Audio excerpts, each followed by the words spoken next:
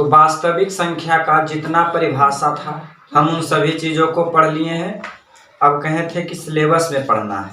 Syllabus में सबसे पहले यूक्लिड विभाजन एल्गोरिथम यानी कि यूक्लिड विभाजन प्रमेयिका, इसके बारे में पढ़ते हैं। इससे हम लोगों का एक्सरसाइज 1.1 बनेगा और यूक्लिड विभाजन एल्गोरिथम से हम लोग HCF यानी कि मसर यानी महत्तम समापवर्तक को ज्ञात करते हैं। तो समझते हैं, पहला पढ़ना एक्सरसाइज 1.1 के लिए यूक्लिड विभाजन एल्गोरिथम समझना जरूरी है, ठीक है। यूक्लिड पहला टाइप है यूक्लिड। देखो यूक्लिड कौन है, ये फर्स्ट टाइप इसको हम लोग बोल सकते हैं। इससे हम लोगों का एक्सरसाइज 1.1 बनेगा। एक्सरसाइज 1.1 वास्तविक संख्या का एक्सरसाइज 1.1 यूक्लिड विभाजन एल्गोरिथम। यूक्लिड को पहले समझो, EUCLID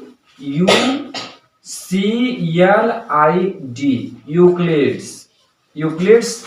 यूक्लिड देखो, यूक्लिड महोदय जो है ये ज्यामिति के बारे में बहुत चीज बताया है। यूक्लिड महोदय ने ज्यामिति के बारे में इन्होंने एक किताब लिखा द एलिमेंट। इन्होंने एक बुक लिखा है the element.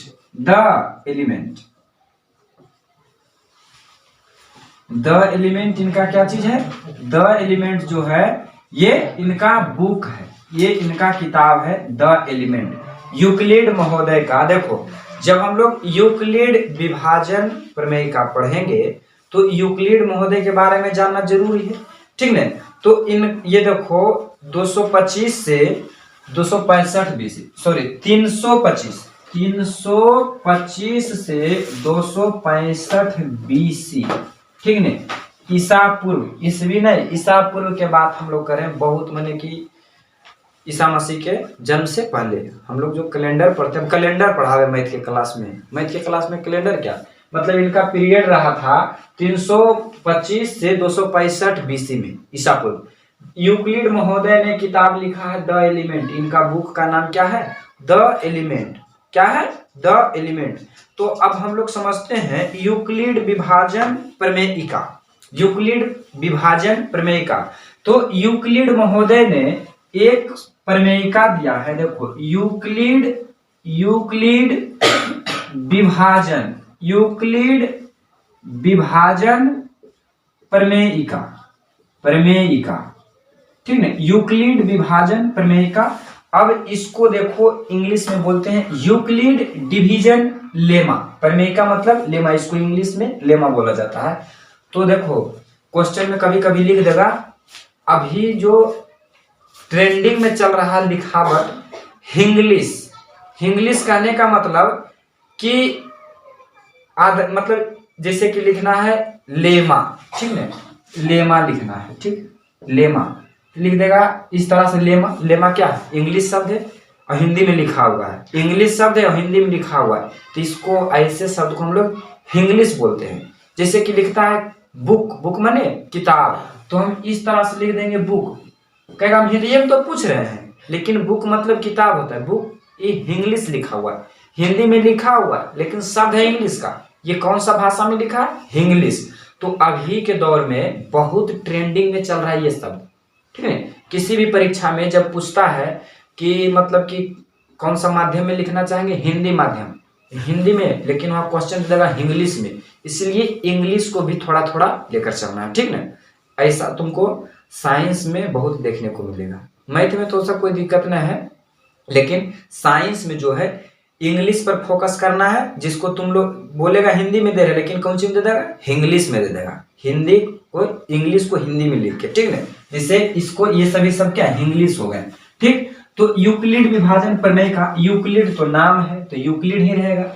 Euclid EUCLID, Euclid's division, विभाजन मतलब division, DIVISON, division lemma, Euclid विभाजन लेमा। अब देखो यूक्लिड विभाजन प्रमेय का, या फिर इंग्लिश में बोला जाए तो यूक्लिड डिवीजन लेमा, ये क्या चीज होता है, तो दो धनात्मक पूर्णांकों के विभाज्यता का कथन है। यानी कि दो धनात्मक पूर्णांक यानी कि दो प्लस वाले संख्या को भाग देते हैं। विभाज्यता मतलब विभाज्य मतलब भाग। जब हम दो धनात्मक पूर्णांक को भाग देते हैं तो उसी को हम विभाज्यता कहते हैं, विभाज्यता कथन, यानी कि भाग के बारे में ये कथन दिया गया है। तो देखो कथन क्या होता है, ये जो यूक्लिड डिवीजन लेमा कोई बड़ा हाई फाई चीज नहीं है, बहुत ही इजी कॉन्सेप्ट है। ठीक, जैसा कि पहला चैप्टर में तुम लोग को पहला एक्सरसाइज में दिया है महत्तम याद करने के लिए, तो क्लास 6 यानी कि छठा से ही महत्तम पढ़ना बच्चों के क्लास का चीज ये है। ठीक है, लेकिन इसमें लिखने का तरीका, इसका स्टैंडर्ड चेंज कर दिया गया है। ठीक है, इसका स्टैंडर्ड चेंज कर दिया गया है। तो देखो ये दो धनात्मक पूर्णांकों के विभाज्यता का कथन है, यानी कि यूक्लिड महोदय ने डिवीजन लेमा में बताया है कि दो संख्याओं के भाग का ये नियम है।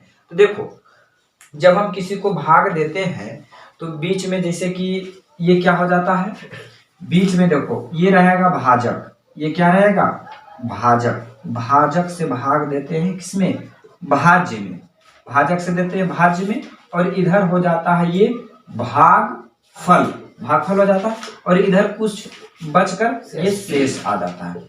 शेष बोले या फिर शेषफल बोले, यही तो नियम है भाग का, बच्चों वाला चीज है, बच्चों वाला चीज है। जैसे कि हमको डिवाइड करना है, 2 से भाग देना है 5 में, 2 से भाग देना है 5 में, तो हम लोग क्या करेंगे, 2 दूनी 4, 2 बार में लगाएंगे यहाँ पर 4, यहाँ पर शेषफल 1 आ जाएगा।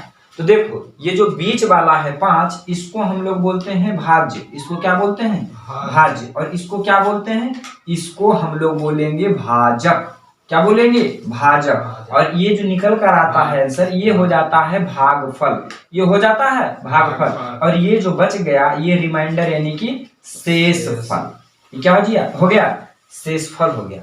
ये चीज है, बच्चों का चीज है, भाग है। ये समझ में आ रहा कि दो धनात्मक संख्याओं की विभाज्यता का कथन है, ये दो संख्याओं की विभाज्यता का कथन है, विभाज्यता का नियम है। ठीक, यानी कि भाज्य, भाजक और भागफल को समझना है। तो बच्चा की क्लास में, जब बच्चों के क्लास में था 5 या 6 में, 5वां या 6ठा में, तो एक तो फॉर्मूला पढ़ना था, भाज्य बराबर क्या पढ़ना था, यानी कि हमको चेक करना हो कि ये हम सही बनाए हैं कि नहीं, तो क्या लिखेंगे भाज्य बराबर, यानी कि 5 बराबर इसको गुना कर देंगे, यानी कि 2 गुने 2 और प्लस में 1 जोड़ देंगे, क्या जाएगा 2 दूनी 4 और plus 1 is equal to 5, LHS RHS बराबर है, यानी कि सही है। तो इसका फॉर्मूला होता था भाज्य बराबर इसके बराबर क्या हो जाएगा, भाजक गुने भागफल, भाजक गुने भागफल, भाजक गुने भागफल, भाजक गुने भागफल, और प्लस में क्या कर देना है, रिमाइंडर जोड़ देना है, शेष जोड़ देना है। भाज्य बराबर भाजक गुने भागफल प्लस शेष, भाज्य बराबर भाजक गुने भागफल प्लस शेष। देखो ये चीज होता था, है कि नहीं, ये चीज होता था। अब देखो इसी को, यही चीज को यूक्लिड महोदय ने किस तरह से समझाया, उन्होंने अपना एक मतलब कि सजाकर सही तरीका से एक चीज लिखा है। ठीक है, भाज्य को उन्होंने माना a, इसको a मान लिया a, ठीक है, और इसको मान लिया b, और इसको मान लिया q, और इसको मान लिया r, है कि नहीं। तो ये जो फॉर्मूला है भाज्य बराबर भाजक गुने भागफल प्लस शेष, तो इसके जगह पर हम लिख सकते हैं a is equal to b गुने q, ठीक है, गुना का चिन्ह हटा भी देंगे तो कोई दिक्कत नहीं है, BQ प्लस R, ये लिख सकते हैं, है कि नहीं, A is equal to BQ plus R, यही हो गया यूक्लिड विभाजन एल्गोरिथम या यूक्लिड विभाजन प्रमेय का, यही यूक्लिड विभाजन का फॉर्मूला है। एक फॉर्मूला यहां से तुम लोगों को मिल गया, यही फॉर्मूला पर, इसी फॉर्मूला पर हम लोग को रखकर, यही फॉर्मूला पर रखकर क्या करना है, हमको क्वेश्चन बनाना है। ठीक, एक्सरसाइज 1.1 को बनाना है, महत्तम याद करना है। एक चीज ध्यान दो, एक चीज ध्यान देना है कि ऑब्जेक्टिव क्वेश्चन किस तरह से पूछ सकता है। ठीक, सर थोड़ा आगे बताते हैं कि ऑब्जेक्टिव क्वेश्चन किस तरीके से पूछेगा परीक्षा में। बहुत ही कॉन्सेप्चुअल चीज है, इसे ध्यान देखना है। ठीक है, कहाँ से छोटा छोटा क्वेश्चन पूछेगा। अब देख लो इसका जो कंडीशन होता है, इस कंडीशन को याद रखना। जहां जहां लिखना जो 0 से छोटा बराबर r होगा, यानी कि 0 से क्या रहेगा हल्का जी सॉरी बड़ा और बराबर, 0 या 0 से बड़ा बराबर हो सकता है r, ठीक है। लेकिन ये जो b रहेगा, b क्या रहेगा r से हमेशा ये बड़ा रहेगा। ये कंडीशन है, ये कंडीशन है, ये कंडीशन दे देगा। अब लिख देगा यूक्लिड विभाजन प्रमेयिका से, यूक्लिड विभाजन प्रमेयिका से कौन सा कथन सही है, ये वाला, या फिर इसका चिन्ह चेंज कर देगा। तो इसको ध्यान में रखना है, इस कंडीशन को ध्यान में रखना है। 0 less than equal to r less than b, ठीक है। r क्या रहेगा 0 के बराबर हो सकता है या 0 से बड़ा, बड़ा या शेष रहते कुछ दो चार तब है ना, यानी कि 0 से बड़ा, ठीक है। अब b क्या रहेगा r से हमेशा बड़ा रहेगा, e हमेशा बड़ा रहेगा r से, ठीक है। ये हमेशा रहेगा r से बड़ा, नहीं रहेगा तो आओ भाग लगेगा, अब लगेगा ना भाग, अब लगेगा, मतलब कि b क्या रहेगा r से बड़ा, और r रहेगा 0 के 0 भी हो सकता है कभी कभी, और कभी कभी 0 से बड़ा भी रह सकता है कि नहीं। कभी कोई क्वेश्चन बनाते हैं तो शेषफल 0 हो जाता है, ठीक है। यही इसका कंडीशन हुआ, यानी कि इसका फॉर्मूला हो गया यूक्लिड विभाजन एल्गोरिथम का, यूक्लिड विभाजन, यूक्लिड विभाजन, यूक्लिड विभाजन बराबर हो गया, यूक्लिड विभाजन बराबर हो गया a is equal to B Q plus R, a is equal to B Q plus R. यहाँ देखना है यूक्लिड विभाजन प्रमेय का, तो देखो यूक्लिड विभाजन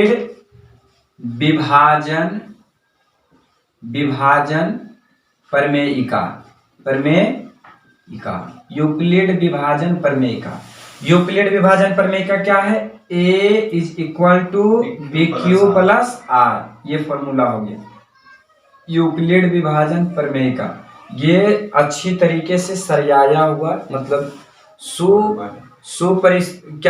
सुपरिभाषित यह एक श्रृंखला है, अच्छी तरीके से सरियाया गया है।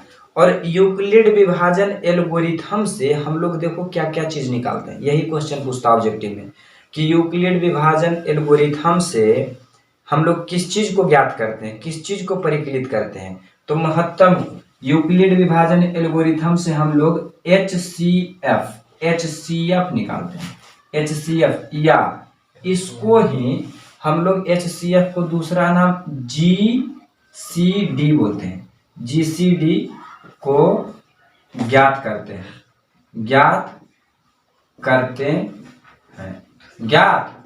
हैं। अब देखो HCF हाईएस्ट कॉमन फैक्टर, या फिर इसी को ग्रेटेस्ट कॉमन फैक्टर, एक ही चीज है, ठीक है। अब इससे दूसरा क्या बनाते हैं, सम विषम पर आधारित प्रश्न, सम विषम पर आधारित प्रश्न, सम विषम पर आधारित प्रश्न। मतलब कि यूक्लिड विभाजन एल्गोरिथम से हम लोग ये दो चीज को बनाते हैं। पहला HCF निकालते हैं यूक्लिड विभाजन एल्गोरिथम से, HCF यानी कि महत्तम निकालते हैं, या फिर HCF का दूसरा नाम GCD, इसको ज्ञात करते हैं, और सम विषम पर आधारित प्रश्न।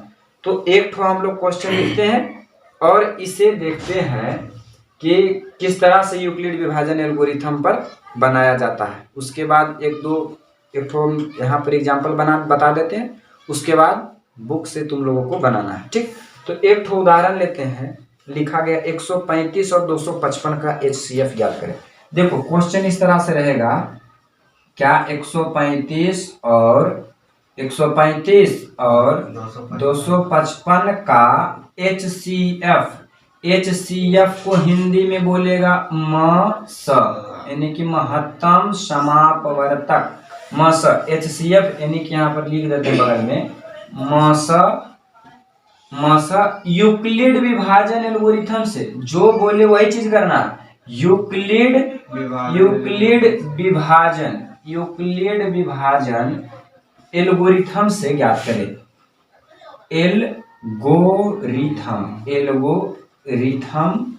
एल्गोरिथम से ज्ञात करें, यूक्लिड विभाजन एल्गोरिथम से ज्ञात करें। तो ये इस तरह का क्वेश्चन रहेगा यूक्लिड विभाजन एल्गोरिथम से, यानी कि 135 और 255 का HCF यानी कि महत्तम समापवर्तक यूक्लिड विभाजन एल्गोरिथम से ज्ञात करें। तो देखो हम लोगों को किस तरह से बनाना है, सबसे पहले हमें क्वेश्चन को पढ़ना है, उसके बाद देखना है। कह रहा 135 और 255 का मस यूक्लिड विभाजन एल्गोरिथम से ज्ञात करें। क्या बोला है? यूक्लिड विभाजन एल्गोरिथम। तो बनाने से पहले, क्वेश्चन को हल करने से पहले यूक्लिड विभाजन एल्गोरिथम का फार्मूला लिख देना। क्या होता है? A बराबर BQ प्लस R, ये हो जाता है A बराबर BQ प्लस R। अब यहाँ पर देखो तुम लोगों को क्या करना है, ठीक है। अब तुम लोगों को करना है, महत्तम किस तरह से निकालते थे बच्चों के क्लास में, पूर्व की क्लास में महत्तम किस तरह से निकालते थे? पूर्व क्लास में यानी कि पिछले क्लास में किस तरह से निकालते थे? पिछले क्लास में माने कि बच्चों में किस तरह से? पिछले क्लास में यानी कि बच्चों वाला चीज है ये। पिछले क्लास में कह रहा है 135 और 255 का यानी कि 135 से भाग देना है 255 में। अब देखो कितना बार में लगाना है, कितना बार में लगाएंगे? एक बार में। 2 बार में लगा देंगे तो 235 दूना 70, 270 हो जाएगा, माने कि 255 से ज्यादा हो गया। तो एक बार में हम लोग लगाएंगे 135। यहाँ पर घटाओ, 5 में से 5 गया 0, 5 में से 3 गया कितना? 5 में से 3 गया 2 और यहाँ पर 1, 120। फिर अब यहीं से भाग देने के लिए स्टार्ट करेंगे। अब इसको उतारेंगे, 135। फिर एक बार में लगाएंगे 120, ये 5 हो जाएगा, 3 में से 2 जाएगा, यहाँ पर 1 कट जाएगा। अब यहाँ पर आ गया 15 हो गया। अब ये देखो 135। अब कितने बार में है? 15 नामा कितना? 120 नहीं लिखो जी। हाँ तो 120 यहाँ लिखे तो ओ सॉरी। अब इसको 135 नहीं, यहाँ पर 15 है, 15 से 120, ठीक है। तो कितना बार में? ये वाला 15 ये वाला उतारना है, 15 20 से यानी कि 8 बार में 120। ये पूरा खत्म हो गया। यानी कि जब HCF निकालते हैं तो इसका ये लास्ट वाला 0 है, यानी कि महत्तम निकालते समय क्या होना चाहिए? 0 नहीं बचना चाहिए। अब एक चीज तुम इसमें देखो, इसमें यहाँ इसको मिटा दो, यहाँ तक देखो एक स्टेप किया था ना, एक स्टेप। फिर अब देखो 120 से लेकर भाग 2 स्टेप किया, 3 स्टेप किया, ठीक नहीं। अब यहाँ पर देखो ये हो गया तुम्हारा A, हुआ कि नहीं? ये हो गया तुम्हारा B, ये हुआ कि नहीं? ये A B और ये Q और ये 120 R, हुआ कि नहीं? पहला चरण में A B Q R, हुआ कि नहीं? तो यहाँ पर हल करते समय स्टेप बाय स्टेप लिखना पड़ेगा, यही तो है। अब इस तरह से बना के हम 15 आंसर लिख सकते हैं। इस तरह से बना के HCF बराबर, अरे यार गलती लगता है तुम लोग कहीं कर दिया। 120 ही ठीक है, 120 35 घटाने के बाद 15, ठीक है लगता है ना। देख तो कहीं पर जोड़ने घटाने में कहीं पर गलती? ठीक है क्वेश्चन, ठीक है, कोई दिक्कत नहीं, ठीक है। देख लो एक बार तुम लोग, ठीक है क्वेश्चन, ठीक है, मतलब सॉल्यूशन इसका ठीक है। अब यहाँ पर लिखना है तुम लोगों का केस 1। केस मतलब यानी कि हिंदी में होता है चरण, हिंदी के बुक में देखा चरण 1, इस तरह से करके लिखा है। केस 1 मैंने रोमन में 1, केस 1। केस 1 में क्या है? यही फॉर्मूला पर सजाते हुए चलना है, यही फॉर्मूला पर। ये तो एक एकदम क्वेश्चन फिक्स है, मैट्रिक में एक क्वेश्चन यहाँ से फिक्स है यूक्लिड विभाजन एल्गोरिथम से, यानी कि ये क्वेश्चन समझ गया 2 नंबर मैट्रिक में आ जाएगा, ठीक नहीं। अब पढ़ना कितना है तुम लोगों को? 98 नंबर आ 100 नंबर के परीक्षा, 98 नंबर आ 2 नंबर ही को यहाँ से दे के जाएगा, ठीक नहीं। तो देखो अब देखो हमको एक पहला स्टेप में देखो A ये है 255, तो A के जगह पर लिखेंगे 255 बराबर B क्या है? B 135, तो 135 गुने Q कितना है? 1 प्लस R कितना? 120। 120। ये पहला स्टेप हो गया था, पहला केस। अब मान के चलो, अब इसको ए बी मिटा दो, इसको हम लोग मिटा देते हैं, इसको मिटा देते हैं। अब एक स्टेप तो यहाँ तक हो गया था है? अब यहाँ से देखो फिर से हम भाग का प्रक्रिया किए, तो इस बार ए इसको मान लिए, बी इसको माने, क्यू इसको माने, अबरी आर हो गया ये, है कि नहीं। तो अबरी ये दूसरा चरण में हम लोगों को करना पड़ा, दूसरा स्टेप करना पड़ा।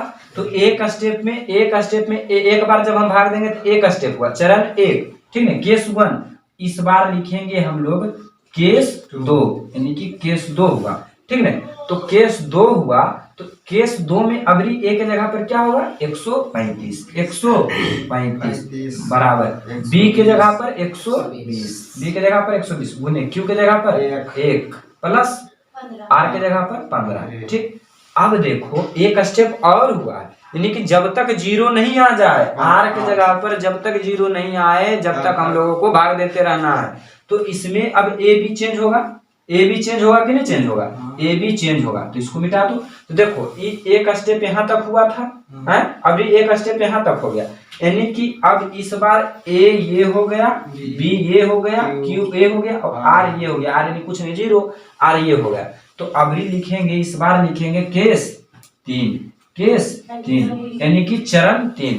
तो चरण 3 में ए कितना है 120, ए कितना 120 बराबर बी कितना है 15 गुने क्यू कितना है 8 प्लस ये जीरो, यानी कि अब देखो यहाँ पर ये जो होता है बी वही HCF होता है, यानी कि वजह तो देख के बताइए देगा, जिससे पूरा कटा, यानी कि 15 HCF है। यहाँ पर लिखेंगे, इसलिए HCF बराबर 15 आंसर, ये तुम्हारा आंसर हो जाएगा। देखो तो अब यहाँ पर तुम एग्जाम में बैठेगा तो बनाना पहले रफ इसी तरह से करना पड़ेगा। तो इसके लिए कहीं पर कर सकता है, नहीं तो बगल में इस तरह, जिस तरह से हम बनाए, यहाँ पर तुम लिख देगा रफ, यहाँ पर हम लोगों ने रफ किया, ठीक है, रफ किया। उसके बाद यहाँ से देख के स्टेप बाय स्टेप बैठा दिए हम लोग, यानी कि ये HCF। अब एक चीज देखो, जो बी रहता है दूसरा चरण में वो एक स्थान पर चलाता है, ठीक है, दूसरा चरण पर भी एक स्थान पर, जो बी रहता है नेक्स्ट स्टेप में एक स्थान पर चलाता है। जब ये जीरो हो गया तो जीरो हो गया, तो मतलब कि आर जीरो, मतलब कि काम बन गया, आंसर हो गया। तो परीक्षा में स्टेप 1, स्टेप 2, स्टेप 3, इसलिए HCF बराबर इतना। ऐसे में तो ऐसे भी बना के तुम छोड़ देगा, 15 नंबर 15 ला देगा, तो ऐसे में आंसर तो उतना नहीं आएगा, लेकिन नंबर नहीं देगा तुमको। कह रहा है यूक्लिड विभाजन एल्गोरिथम से बनाने के लिए तो इसी तरह से सजा के लिखना पड़ेगा, बगल में उधर रफ कर लेगा और चरण यानी कि केस 1, केस 2, केस 3, और उसके बाद जहां आर जीरो हो गया जो आंसर हो गया, आंसर HCF बराबर इतना, और ये फॉर्मूला लिख देना जरूरी है, ठीक है। तो इस तरह से यूक्लिड विभाजन एल्गोरिथम का क्वेश्चन सॉल्व करना है, ठीक। अब एक दूसरा इसमें से होता है सम विषम पर आधारित प्रश्न, तो इसको भी देखेंगे, सम विषम क्या होता है इसको भी हम लोग देख लेंगे। सम विषम पर आधारित प्रश्न, पहले इसे इतना रफली कहीं पर लिखना चाहता है तो लिख लो रफली, ठीक, बाकी हम बढ़िया से सजा के लिख पाएंगे। रफली कहीं पर लिखना चाहता है तो लिख लो। देखो अभी इसका एक क्वेश्चन देखे टाइप कि यूक्लिड विभाजन एल्गोरिथम से HCF ज्ञात करना। अब इसका दूसरा टाइप हो जाता है कि इस तरह का क्वेश्चन रहेगा सम विषम पर आधारित प्रश्न, इस तरह का प्रश्न रहेगा सम विषम पर आधारित प्रश्न। इसको देखना है, कह रहा है दर्शाएं कि प्रत्येक धनात्मक सम पूर्णांक, यानी कि जो सम पूर्णांक रहेगा 2q के रूप में रहेगा। सम पूर्णांक किसके रूप में रहेगा 2q के रूप में है, और प्रत्येक धनात्मक जो विषम पूर्णांक है 2q + 1 के रूप का है, ठीक है, 2q + 1 के रूप का है जहां q एक पूर्णांक है। तो इस तरह का भी क्वेश्चन परीक्षा में पूछता है, ठीक है। तो इस तरह का क्वेश्चन पूछता है, तो इसको भी बनाने के लिए सीख लो किस तरह से बनता है। तो सबसे पहले सॉल्यूशन लिखना है, हल लिखना है, और उसमें लिखना है यूक्लिड विभाजन के फॉर्मूला क्या होता है, A = BQ + R, है कि नहीं। अब यहाँ पर देखो जो सम पूर्णांक दिया है 2q दिया है, सम पूर्णांक क्या दिया हुआ है 2q दिया हुआ है, और विषम पूर्णांक क्या दिया हुआ 2q + 1 दिया हुआ है, 2q + 1 दिया गया है कि नहीं। तो देखो यहाँ पर जो 2q है यानी कि BQ, यानी कि यहाँ पर इसका जो B है क्या है, 2 है। B के स्थान पर क्या है 2, B के स्थान पर क्या है 2। तो यहाँ पर लिखना होगा इस प्रकार से कि यदि B बराबर क्या हो 2 हो, यदि B बराबर क्या हो 2 हो, B बराबर 2। और इसलिए R, इसका R देखो BQ प्लस R में होता है, R के जगह पर 1 है, R के जगह पर 1 है। तो 1 जब 1 है तो 1 कैसे कहाँ से मिलेगा 0, उसके बाद 1, 0 1 R मिल गया। अब हम लोगों को देखो क्या करना है, अब इसको हम लोग हल करना है। अब देखो केस 1 लिखेंगे, किस तरह से केस 1 लिखेंगे। और मानो कि जब मेरा R 0 होगा तब क्या होगा, जब R बराबर 0 हो, यानी कि R क्या लेना है 0, तब क्या हो जाएगा, क्या हो जाएगा A बराबर BQ प्लस R, ये होता है कि नहीं। A बराबर तो निकालना है, A बराबर B क्या है, B है 2, तो 2 और Q का Q ही प्लस ये R बराबर 0।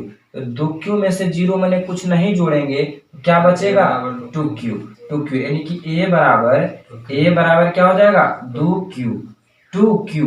अब ये देखो सम है कि विषम, सम है, सम के रूप में है कि नहीं, सम के रूप में है कि नहीं, सम के रूप में। तो देखो यही नहीं कहा था कि सम पूर्णांक 2Q के रूप में है, दर्शाना है, दर्शाइए। वो बोलिए रहा कि 2Q के रूप में, लेकिन कैसे है जो दर्शाइए। यहाँ देखो A बराबर क्या हो गया सम पूर्णांक, यहाँ पर लिख देना है खाली A बराबर क्या हो गया सम पूर्णांक। अब देखो केस 2 लेते हैं, केस 2 यानी कि चरण 2। केस 2 में जब R बराबर क्या हो, जब R बराबर 1 हो, जब R बराबर क्या हो 1, जब R बराबर 1 होगा तो क्या हो जाएगा A is equal to BQ plus R, है कि नहीं। A बराबर तो निकालना है, A बराबर B कितना है 2 है, Q का Q ही प्लस R बराबर क्या लिए 1। अब देखो ये जो है किसके रूप का है, ये विषम पूर्णांक, यहाँ पर लिख देगा ये विषम पूर्णांक। जो क्वेश्चन में बोल रहा था उसी तरह का रूप आया कि नहीं आया, तो ये हम दर्शा दिए। इसी तरह से इस सब क्वेश्चन बनाना है। तो इसका टाइप 1 टाइप 2 इस तरह से बनेगा, जो एक्सरसाइज 1.1 है। ठीक, अब हम लोग उसे बनाएंगे, जो बनेगा बना करना है, जो नहीं बनेगा वो पूछना है। ठीक नहीं, एक्सरसाइज 1.2 नेक्स्ट क्लास में उसका सॉल्यूशन करेंगे। ठीक, ये था, इसे बनाने के लिए समझ लेना, यह भी परीक्षा में पूछता है ना।